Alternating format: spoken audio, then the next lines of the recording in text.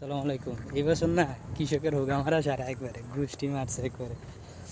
আলু রাখছিলাম প্রায় 14 বস্তা, নিজে একটু করছিলাম তো এটা রাখছিলাম 14 বস্তা আলু। তো আমার দাম কমতে কমতে সব খরচ কোলেস্টোর খরচে এলায় প্রায় 350 টাকা। তারপরে কুলি মানে ডিজে লেবার খরচ হয় প্রতি বস্তায় প্রায় 20 থেকে 30 টাকা।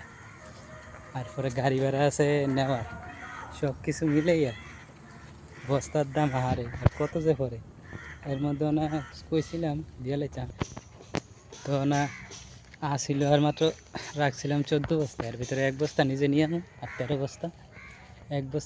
13 বস্তার দাম আইয়ে প্রায় 2580 না 2800 কত টাকা যে 2860 এর মতোই। তো আমার 1 বস্তার খরচ বাদ দিলে 350 টাকা, আর কুলি ভাড়া 20 টাকা বাদ দিলে প্রায় 2500 টাকা দিছে আর কি। 2500 টাকার থেকে সার কিনছি 3 কেজি, 3 কেজির দামে 100 টাকা। তাহলে দেখা গেল যে 1 বস্তা আলু বেচছে 220 টাকা আর 3 কেজি সার কিনছে 100 টাকা। তাহলে কৃষককে আসমান থেকে দিব ফসল উৎপাদন করে, সব কিছুর দাম বাড়তে না। বাংলাদেশ সরকারের উচিত ছিল কৃষিক্ষেত্রে ভর্তুকি দেওয়ার বেশি, এবং এই বছর যেহেতু আলু বেশি উৎপাদন হয়েছে এটারে এক্সপোর্ট করার একটা করার, কিন্তু কোনো উদ্যোগ নিছে না, যার কারণে একেবারে অবস্থা খারাপ।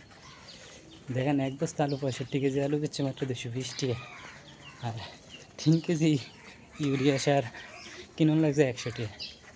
তাহলে এটা কীভাবে হয় যুক্তিটা? কৃষকের রোগ আমার সারা আর কি। আসসালামু আলাইকুম।